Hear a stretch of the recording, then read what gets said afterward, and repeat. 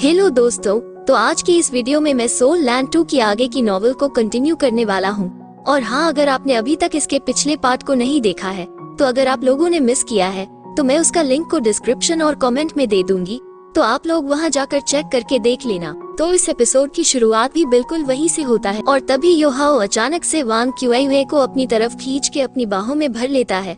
और योहाओ को अचानक से ऐसा करता देख वांग क्यूआईवे भी काफी हैरान होती है और ये थोड़ी ब्लश करते हुए गुस्से से मन में कहती है, भैंस की टांग, आखिर यह क्या करने की कोशिश कर रहा है और आखिर यह ऐसा करके क्या करना चाहता है।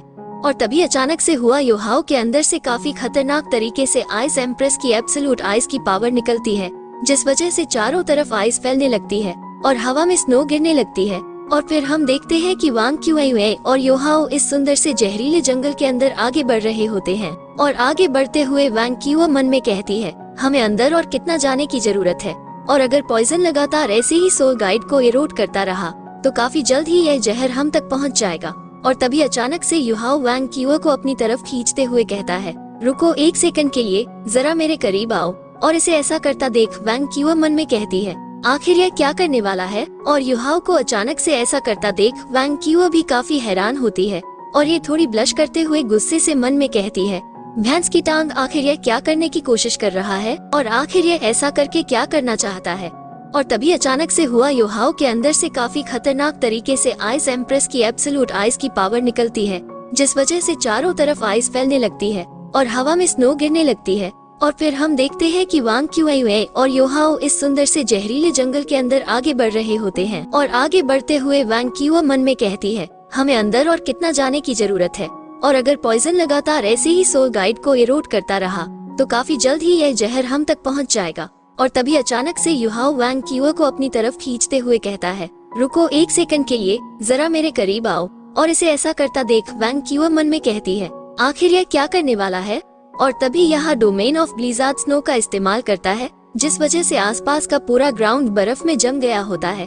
और वांग क्यूआ मन में कहती है, क्या इसे इस बात की चिंता कि इसकी सोल स्किल मुझे हट कर देगी। और ऐसा करने के बाद जब वांग क्यूआ और योहाओ अलग अलग हो जाते हैं तो योहाओ कहता है, क्या तुमने अभी अभी वो देखा, लगता है कि तुमने वो नहीं देखा। जबकि वांग क्यूआ और मन में कहती है, मैंने वो देखा जो ये करना चाहता था, ये तो सच में एक नंबर का कमीना निकला। और तभी योहाओ अचानक से वांग क्यूआ के हाथ को थाम के काफी तेजी से आगे की तरफ बढ़ने लगता है और कहता है, एंटर करने से पहले जब मैंने स्पिरिचुअल डिटेक्शन से चेक किया था तब हम सेंट्रल एरिया से 7 किलोमीटर दूर थे, और शायद यह वही जगह है जिसकी हम तलाश कर रहे थे, और ऐसा लगता है कि वो हमारे आगे ही है। और इनके सामने जो नजारा होता है वो वाकई में काफी ज्यादा अद्भुत होता है। और तो और यहाँ पे नॉर्मल से काफी अलग प्लांट्स होते हैं, जिन्हें देख के योहाओ वांग क्यूआ से पूछता है, आखिर यह किस तरीके के प्लांट्स हैं, मैंने आज से पहले कभी भी इन्हें नहीं देखा है, और तो यह मिश को भी दूर हटा रहे हैं। तो वांग क्यूआ कहती है, मैं जाके इसे चेक करती हूँ। जिस पर योहाओ इसे रोकते हुए कहता है, नहीं रुको, पहले मुझे ही इसे आजमाने दो। और तभी योहाओ एक पत्थर को उठाता है और उसे आगे की तरफ थ्रो कर देता है।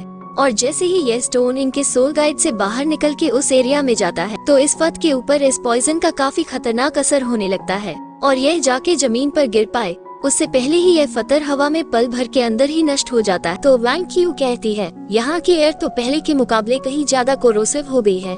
जबकि इस तरफ योहाओ काफी ज्यादा हैरान होता है और यह कहता है, वो प्लेटिनम मेटल था जिसका काफी ज्यादा स्ट्रॉन्ग रेजिस्टेंस होता है। और अगर ऐसी बात है तो चलो फिर देखते हैं कि क्या यह मिस्ट फायर से डरता है क्या। और इतना कह के योहाओ एक बारी और वापस से अपने उस कैनन को बाहर निकाल लेता है, जिसके बाद ये काफी खतरनाक तरीके से अपने इस कैनन से फायर करता है। और इस कैनन से वाकई में काफी ज्यादा एनर्जी रिलीज होती है और इस कैनन का इतना खतरनाक फायर अटैक इस मिस्ट को बीच में से चीरते हुए जाता है। लेकिन जैसे ही वो अटैक यहाँ से चला जाता है तो यह मिस्ट वापस से इकट्ठा होने लगता है और इस बारी यह तो काफी खतरनाक तरीके से वांग क्यूआईवे और योहाओ की तरफ बढ़ने लगता है। और इस मिस्ट को अपनी तरफ आता देख योहाओ और वांग क्यूआईवे तुरंत ही यहाँ से भागने लगते हैं और ये तुरंत ही उड़ के उस मिस्ट की रेंज से बाहर आ जाते हैं। और जब यह आसमान में आ गए होते हैं तब यह उस अटैक से हुए एक्सप्लोजन को देखते हैं, जिसकी वजह से मिस्ट का एक गुबार उठा था। और योहाओ कहता है, ये तो वाकई में एक काफी बड़ी मुसीबत है, क्योंकि यहाँ का ये जो पॉइजनस मिस्ट है ये फाइट बैक भी कर सकता है। और हम देखते हैं कि योहाओ ने वांग क्यूआईवे को पकड़ के अपने काफी करीब कर रखा था और जैसे ही इसका इस चीज पर ध्यान जाता है तो ये तुरंत ही वांग क्यूआईवे से माफी मांगने लगता है और यह कहता है, प्लीज मुझे माफ कर दो, मैं पूरी तरीके से भूल गया था। और फिर यह शर्मा के हंसने लगता है, जबकि इस तरफ वांग क्यूआ भी ब्लश कर रही होती, लेकिन ये कुछ भी नहीं कहती है। और फिर यह इस एरिया को देखते हुए कहती है, मुझे अब याद आया, मैं जानती हूँ कि यह प्लांट्स क्या है। तो युहाओ पूछता है, तो बताओ कि यह क्या है।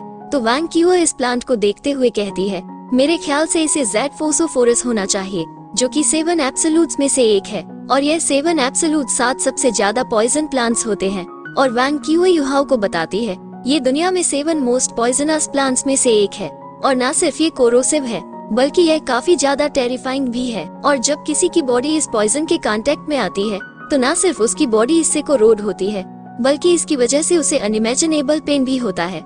लेकिन इन प्लांट्स को ढूंढना काफी ज्यादा रेयर होता है, और यह हर प्लांट टाइप सोल मास्टर का सपना होता है। तो युहाओ कहता है, ये तो मत कहना कि इस कैनियन को चारों तरफ से इसी जेड फोसोफोरस फ्लावर ने ही चारों तरफ से घेर रखा है, जो कि 7 एब्सोल्यूट्स में से एक है।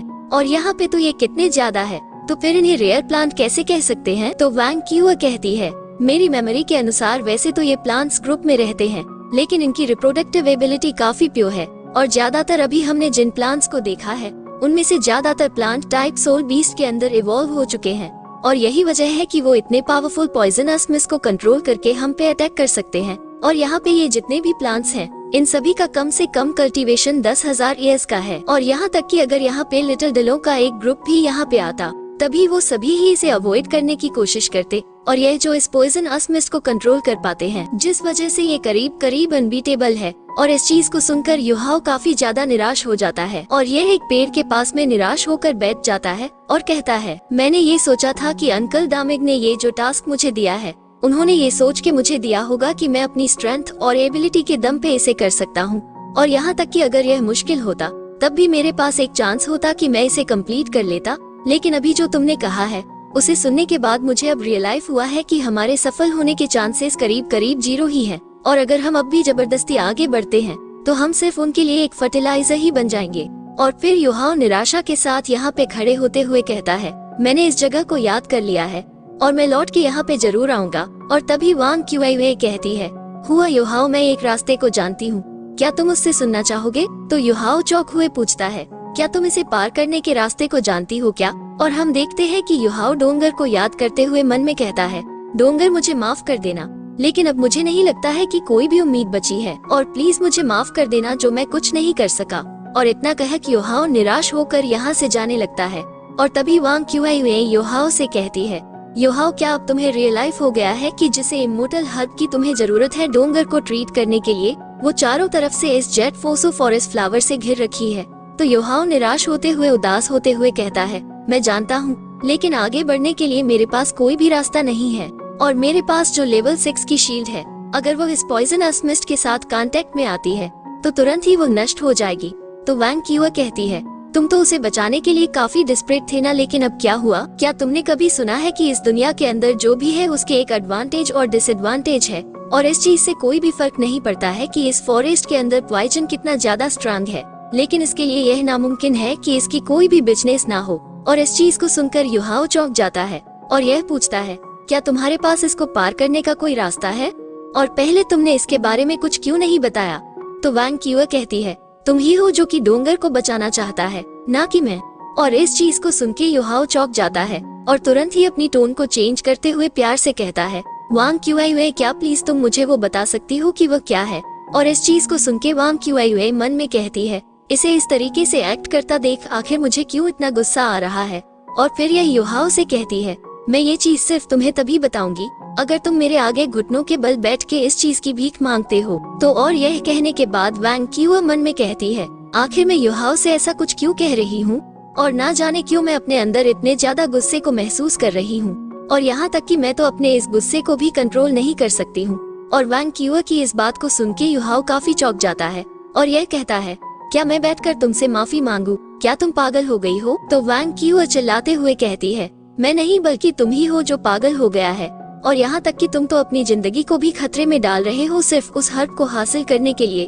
और क्या तुम्हारा ऑनर तुम्हारे लिए उस हर्ब से ज्यादा प्यार है, और क्या सच में घुटनों के बल बैठ के भीख मांगना इतना ज्यादा मुश्किल है। और अगर तुम ऐसा नहीं कर सकते हो तो कम से कम बस इतना ही करो कि तुम मेरे साथ वापस से एकेडमी लौट चलो। और इस चीज को सुनकर युहाओ इससे कहता है, क्या तुम सच में ये चाहती हो कि मैं ये करूं?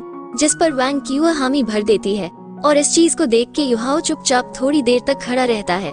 वांग क्यूआ मुंह फेर के यहाँ से जाते हुए कहती है, तुम नहीं करना चाहते हो ना, तो फिर ठीक है, मैं भी यहाँ से चलती हूँ। और वांग क्यूआ ने जो युहाओ के साथ ऐसा किया होता है तो इसे अब इस चीज के लिए पछतावा हो रहा होता है, जबकि पीछे से युहाओ वांग क्यूआ को रुकने के लिए कह रहा होता है और वांग क्यूआ सोच रही होती है, वैसे भी तुम्हारी खुद की जिंदगी दूसरे की जिंदगी से कहीं ज्यादा इम्पोर्टेंट है।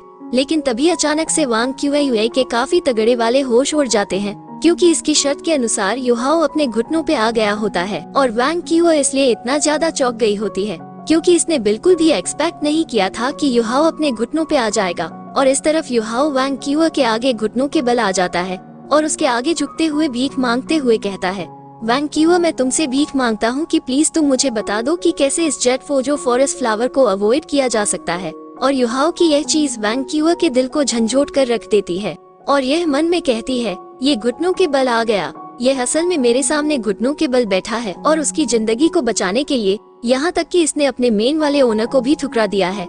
लेकिन ऐसा इसने ने क्यों किया? और यह इस बारे में सोचते हुए जैसे ही अपने मुंह को टच करती है तो यह अपने हाथों में आंसुओं को पाती है और यह इसे देखते हुए मन में कहती है, अचानक से मुझे क्यों ठंड महसूस होने लगी और आखिर क्यों मैं रो रही हूँ? ये सब कुछ इसी की वजह से हुआ है। और फिर वांग क्यूआ युहाओ की तरफ काफी खतरनाक तरीके से देखने लगती है, जिसके बाद ये तुरंत युहाओ की गिरिबाज जोर से पेड़ में भिड़ी है, जिसकी वजह से पेड़ की लीव्स गिरने लगती हैं और यह युहाओ के ऊपर चिल्लाते हुए कहती है, तुम्हें क्या लगता है कि यह तुम क्या कर रहे हो? जबकि इस तरफ युहाओ इसे इस चीज का कोई भी जवाब नहीं देता है, बस चुपचाप इसे ऐसे ही देखता रहता है। और इस तरफ वांग क्यूआ चिल्लाते हुए कहती है, आखिर क्यों तुम उसके लिए इस हद तक जाने के लिए तैयार हो और सिर्फ उसकी वजह से ही क्यों इतना ज्यादा बलिदान देने के लिए क्यों तैयार हो गए? क्या वो सच में इस चीज के भी काबिल है? क्या वो फ्लावर ठंड के सामने बिल्कुल भी नहीं टिक सकते हैं? और तुम अपनी एब्सोल्यूट आइस डोमेन का इस्तेमाल करके यहाँ तक कि जेट फोजो फॉरेस्ट फ्लावर को भी कमजोर कर सकते हो, जो कि 7 एब्सोल्यूट्स में से एक है। और जो तुम चाहते थे ना, तुम्हें पता चल गया ना, तो आप मेरी नजरों के सामने से दफा हो जाओ। और फिर यह काफी जोर से चिल्लाते हुए कहती है, बाहर में जाओ। और इतना कह के ये युहाओ को काफी जोर से उठा के पेड़ में फेंक के मारती है और वाकई में युहाओ उस पेड़ से काफी जोर से जाके भिड़ होता है और इंजर्ड होने के बावजूद भी यह वांग क्यू को थैंक यू कहता है, जिसके बाद ये खड़ा होता है और लंगड़ा हुए उन जेट फोज फॉरेस्ट फ्लावर्स की तरफ जाने लगता है। और यह बिल्कुल पुष्पा के स्टाइल में लंगड़ा हुए जा रहा होता है। और वांग क्यू से थोड़ी दूरी पर आ जाने के बाद युहाओ इसकी तरफ देखते हुए कहता है, वांग क्यू, तुम मेरी मॉम के बाद उन लोगों में से एक हो जो कि मेरे प्रति काइंड थे और इससे मैं चाहे मरूं या फिर जिंदा लौट के आऊं, लेकिन एक चीज तो निश्चित है कि हम हमेशा बेस्ट फ्रेंड रहेंगे। और इतना कह के युहाओ वापस से आगे बढ़ने लगता है और देखते ही देख यह इस मिट के अंदर गायब हो जाता है।